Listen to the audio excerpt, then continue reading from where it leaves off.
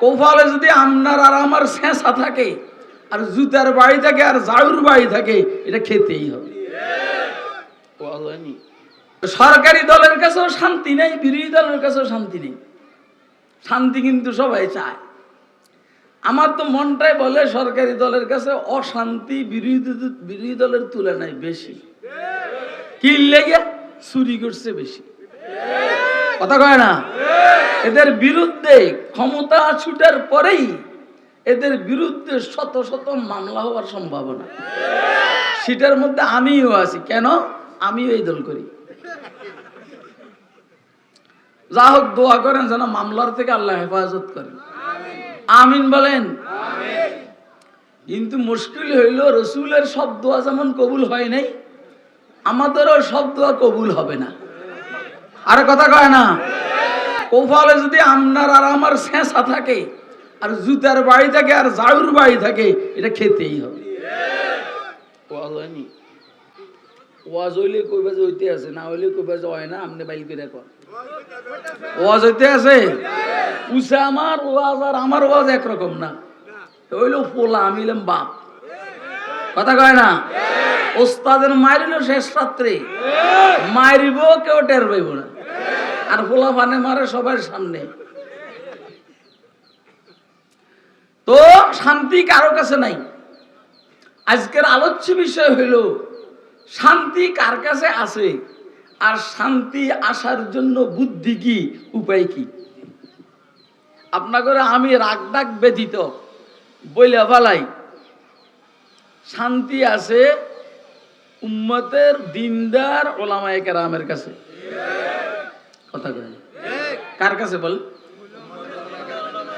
উম্মতের দিনদার ওলামায়ে কেরাম। বলছি, একটা হলো বাটফার ওলামা, আর হলো দিনদার ওলামা।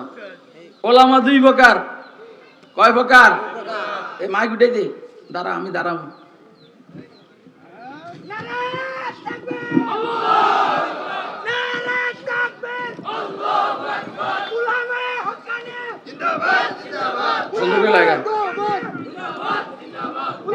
উঠা বেটা, হয়েছে হয়েছে, সাইছে দাও।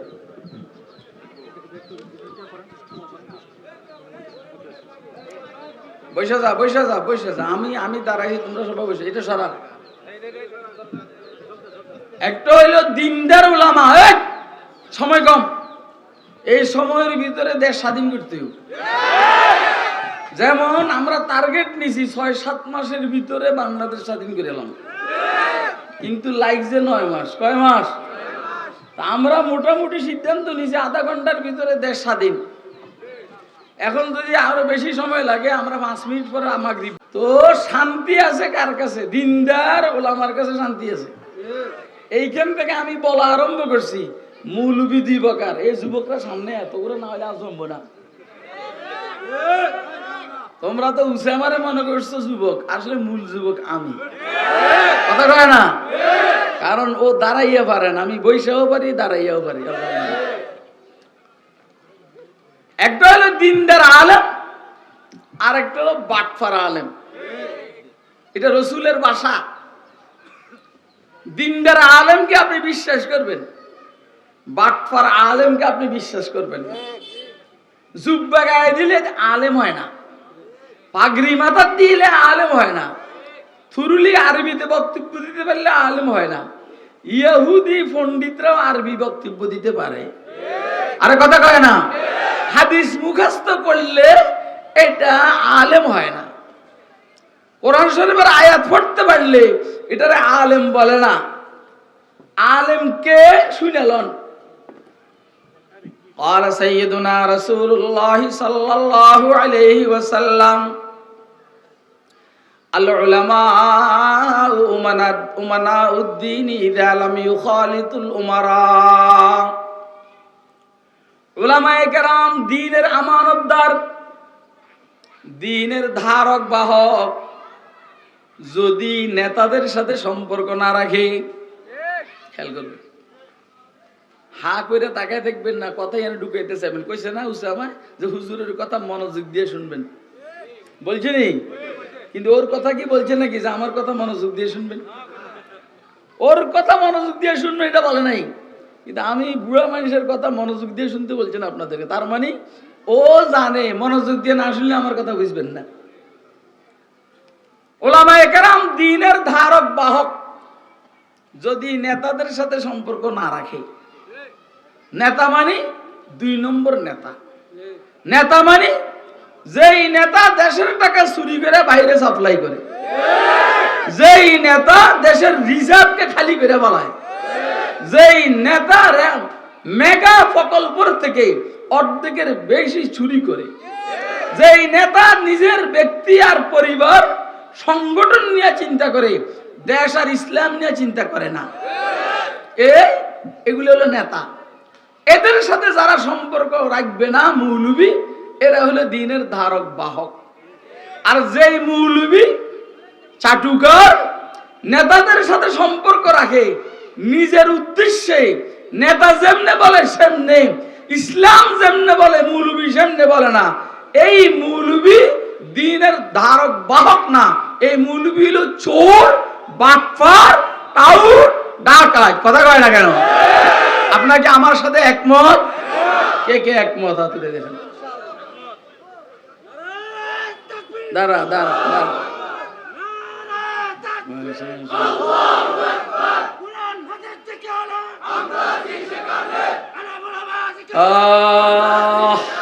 হায় হায়, কে কারে বুঝাইব, কে কারে বুঝাবে আমার বুঝে আসে না।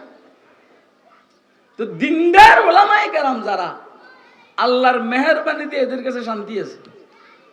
আজকের ঘটনা কই, আমি এইখানে আসার আগে জোহর নামাজ পড়ছি মাদ্রাসায় শেখ আহমদ সারান্দি। মাদ্রাসা দেখে আমার দিল বলছে ইনশাআল্লাহ মাদ্রাসা তারাক্কি হবে। কিন্তু যেগুলো আছে পোলাপান মৌলবি সব জাহেল। জাহেল মানে মাথায় কোনো বুদ্ধি নেই, শুধু ফাঁকরি আছে। কথা খুব বুঝবেন কিন্তু। আর এই কথাগুলো আমার বলার অধিকারও আছে এবং ক্ষমতাও আছে আল্লাহর রহমতে। আটটা বললাম না আমি, কারণ এগুলা আমাকে পোলাপানের পোলাপান। এদেরকে আমরা সোজা না করলে কে সোজা করবে? কথা কয় না কেন? ওইখানে আসর জোহর নামাজ পড়ছি, খানা খাইছি। আচ্ছা, ওইটা হইল 60টার আগের ঘটনা। দেখেন আমি ওইখানে একটু আরাম করুম, খানা খাইয়ে একটু ঘুমাবো, কিন্তু খানার ব্যবস্থা হলো এইখানে। হেরা খেয়াল করছে কি, ওইখানে আমার নাম দিয়া ইস্তেঞ্জা করাবে, ওযু করাবে, নামাজ পড়াবে, হালকা নাস্তা করে আমার এদিকে কি করবো, সাপ্লাই করে দিব। আমি এবার আরাম করেন কখন উঠছে রাগ, প্রচন্ড রাগ উঠছে। খানা খাইয়ে এবারে কইছি কি জান, বাবা তোরা এবারে ধরে আমারে মার মার মানে এখন আমার রাগ ঠান্ডা, শান্তি আর শান্তি। কথা কয় না? আর এই জাহেলদের যদি কোনো সময় রাগ উঠে, এই রাগ 50 বছরও ঠান্ডা হয় না। কথা কয় না কেন? আপনারা আমার এই কথা বুঝেন না, আমি এখন যে কথা বলছি। আপনারা 50 বছর আগে ঘুষি মারছে, আপনি এখন কন কি যে 50 বছর পরে ঘুষির বিচার হইতে হবে, ফাঁসিতে ঝুলাইতে হবে, যাবজ্জীবন কারাদণ্ড দিতে হবে। আপনার রাগে ঠান্ডা হয় না। কথা কয় না? রাগ ঠান্ডা হয় না শুয়োরের, শুয়োরের রাগ ঠান্ডা হয় না। আর রাগ উঠে না গাধার, গাধার রাগ উঠে না। আর বাঘের বাচ্চার সিংহের রাগ উঠে আর সময় মতো ঠান্ডা হয়ে যায়। যাদের রাগ নাই এরা গাধা, যাদের রাগ ঠান্ডা হয় না এরা হলো শুয়োর। যাদের রাগ উঠে আবার রাগকে নিয়ন্ত্রণ করতে পারে এরা হলো বাঘ আর সিংহ। বাচ্চে হ্যাঁ হাম মাসাদ কে সাগোं से हम डरे क्यों। আপনারা কি আমার ওয়াজ বুঝতে আছেন? আমি 2-3টা মানুষের দেখছি একটা একটা ইশারা দেয়, কয় সা হুজুরে কি কইতে আছে। बच्चे हैं हम मसद के सागों से हम डरे क्यों। सग बच्चे का बाज गिरा फुजला खुरा हमारा। सग बच्चे का बाज गिरा फुजला खुरा हमारा। कामरा बाघेर बच्चा কুকুরের বাচ্চাকে ভয় করব কেন? শেষ হয় নাই তো বেটা, সিরিয়াস দিয়ে কথা শেষ করে লই। আমরা বাঘের বাচ্চা কুকুরের বাচ্চাকে ভয় করব কেন? কারণ কুকুরের বাচ্চা তো মানুষের পেট থেকে নির্গত পায়খানা খাইয়া জীবন যাপন করে। আগের বাঘের বাচ্চা তো জীবিত বকরির ধরে, জীবিত হরিণের ধরে, জীবিত বিভিন্ন জানোয়ারের ধরে। ও বাঘের বাচ্চা, তুই তো ইসরায়েল ধরবি, তুই তো আমেরিকার ধরবি, তুই তো রাশিয়ার ধরবি। তুই দেখি আমেরিকা রাশিয়া হ্যাঁ ভারতকে ধরা ব্যতীত দেশের মুসলমানদেরকে ধরস। তুই আসলে বাঘের বাচ্চা না, তুই শুয়োরের বাচ্চা। बच्चे हम असद के सगों से हम डरे क्यों? सग बच्चे का बाज गिरा फुजला खुरा हमारा। কথা বুঝলেন নি? কিন্তু তুই বইছিস দেশটা টিস্যু দেশ তুই কি মনে করছিস বেটা? তুই মনে করছিস যে ওর শেষ হয়ে গেছে, মাত্র শুরু। ইয়া আল্লাহ, শান্তি কারো কাছে নেই। শান্তি থাকলে ওলামায়ে কেরামের কাছে আছে। আপনি দেখছেন না আগাগোড়া আমার দিকে? হ্যাঁ দেখছেন? আমি তো বলি অন্য মৌলবীর কথা আমি জানি না, আমি আমারটা বলতে আছি। সারা ওয়ার্ল্ডে যদি 10 জন মানুষ শান্তিতে থাকে তার মধ্যে একজন আমি আল্লাহ। সারা ওয়ার্ল্ডে যদি 5 জন মানুষ শান্তিতে থাকে তার মধ্যে আমি একজন। সারা দুনিয়াতে যদি 2 জন শান্তিতে থাকে তার মধ্যে একজন আমি। ওরা আল্লাহর উপর কয় না। সারা দুনিয়াতে যদি কেউ শান্তিতে না থাকে শুধু একজন, সেই লোকটা আমি। আপনি বুঝছেন নি এবারে কি পরিমাণ শান্তি আমার মাওলায় দিছে। কেন এটা? এটা এই জন্য আমার মালিকের সাথে আমার সম্পর্ক ভালো।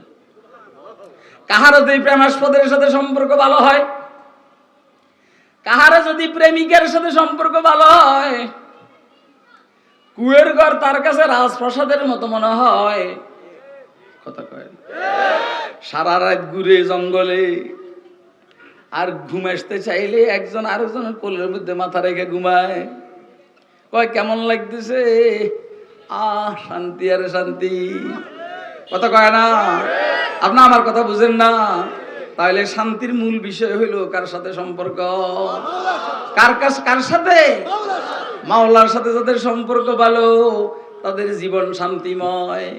মাওলার সাথে যাদের সম্পর্ক নাই তাদের জীবনে কোনো শান্তি নাই। ক্ষমতার মধ্যে শান্তি নাই, সেনাবাহিনী প্রধান হওয়ার মধ্যে শান্তি নাই, বিমান বাহিনীর প্রধান হওয়ার মধ্যে শান্তি নাই, নৌবাহিনীর প্রধান হওয়ার মধ্যে শান্তি নাই, এমপি আর মন্ত্রী হওয়ার মধ্যে শান্তি নাই, মহামান্য রাষ্ট্রপতি হওয়ার মধ্যে শান্তি নাই, মাননীয় প্রধানমন্ত্রী হওয়ার মধ্যে শান্তি নাই। শান্তি হইল যার সাথে মালিকের সাথে সম্পর্ক ভালো তার মধ্যে শান্তি। আপনাকে আমার কথা বুঝতেছেন? কে কে বুঝতেছেন? তো হাত উঠাই দেখেন তো। इधर टुकड़े था दामन और उधर पुरज़े गिरीबा था, इधर टुकड़े था दामन और उधर पुरज़े गिरीबा था, मगर मानंद गुलमैन फटे हालों में खंदा था।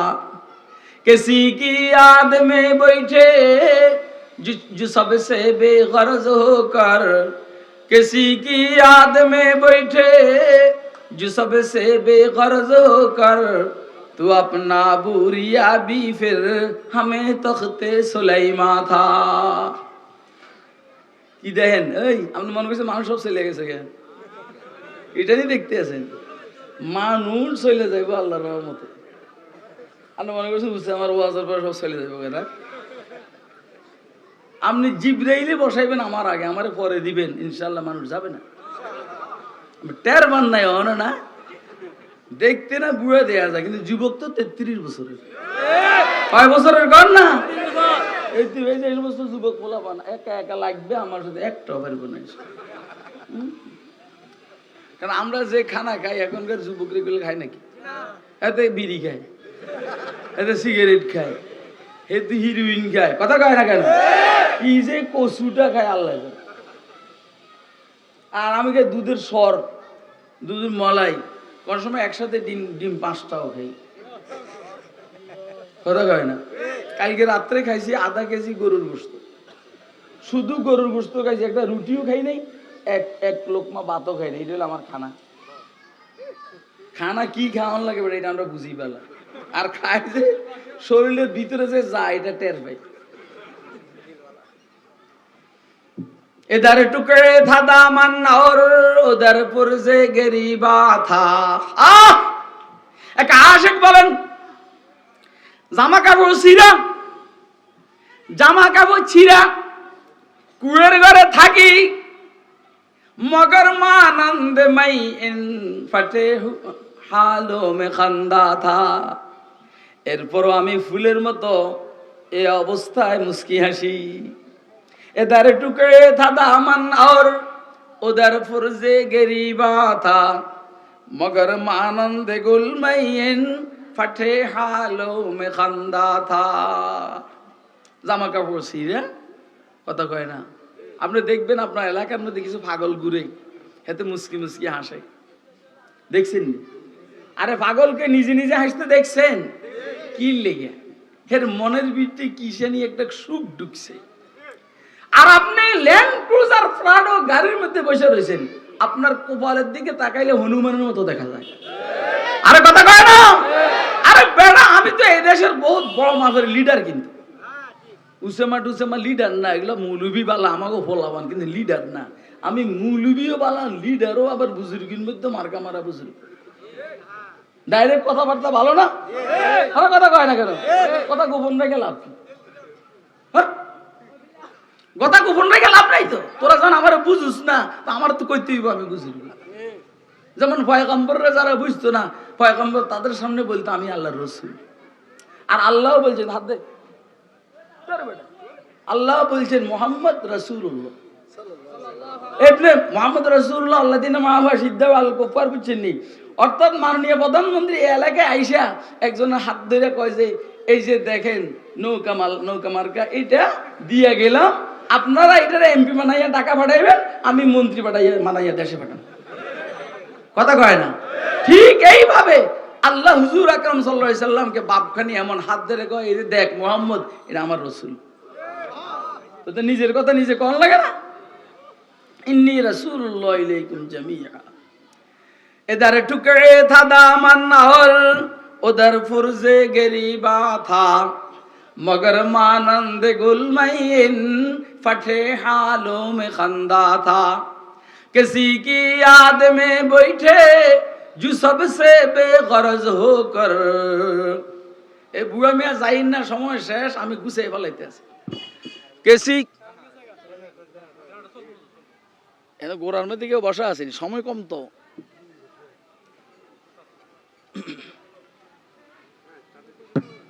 माशाअल्लाह, अरे माशाअल्लाह। किसी की याद में बैठे जो सबसे बेगरज होकर, तू अपना बुरिया भी फिर हमें तख्ते सुलाइमा था। কয় যে কাহারো প্রেমে কাহারো ভালোবাসায় তুমি যদি ব্যস্ত থাকো, উদ্দেশ্য হলো যদি আল্লাহর সাথে তোমার প্রেমের সম্পর্ক হয়, তো তোমার খেজুর পাতার বিছানা তোমার কাছে সাইয়েদনা সুলাইমান আলাইহিস সালামের চাইতেও দাম, ওনার সিংহাসনের চাইতেও দামি মনে হবে। এজন্য আমাদের আকাবেররা খেজুর পাতার বিছানায় সজদায় মস্তক অবনত করেছেন, মাথার উঠান না। ফজলুর রহমান গাঞ্জি মুরাদাবাদী রহমতুল্লাহ আলাইহি, হাকিমুল উম্মত থানবী মাওলানা আশরাফ আলী রহমতুল্লাহ আলাইহি বলছেন, মে আশরাফ আলী क्या कहो, ও আশরাফ আলী কি বলবো, जब मैं सजदा में जाता हूँ, যখন আমি সজদার মধ্যে যাই, मुझे ऐसा मालूम होता है, আমার কাছে এমন মনে হয় जैसा कि अल्लाह मियां मुझे चुमू खा रहे हैं, যেমন কি আল্লাহ মিয়া আমারে চুমা খাইতে আছে। কেসি কি याद में बैठे, মাননীয় প্রধানমন্ত্রী আপনারা চুমা দিলে আমার কাছে কেমন লাগবে? হইতেই পারে আমরা যেহেতু ছোট ভাই, উনি যেহেতু আমাদের জাতীয় বোন, অতএব উনি আমাদেরকে আদর করতেই পারেন। কথা কয় না কেন?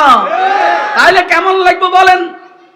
মানি আপনি আঙ্গুল ফুলে কালা কলা কাজ হয়ে যাবেন, বলবেন বোন চুমুটা একটু রাখো, একটু ভিডিও করি, সারা দুনিয়াতে ছেড়ে দিই। কথা কয় না কেন? এখন যে আল্লাহ যদি নাকি কার করে সুমা দেয় সজদার মধ্যে, তার অবস্থাটা কি হবে বলেন না?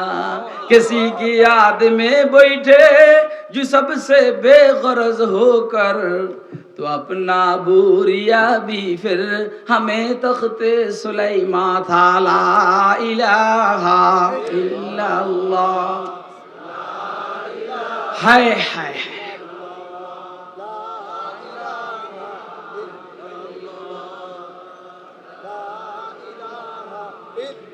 शहर में लगता नहीं सहरा से घबराता है दिल, शहर में लगता नहीं सहरा से घबराता है दिल, अब कहाँ ले जाके बैठो ऐसे दीवाने को हम ला इलाहा इल्लल्लाह।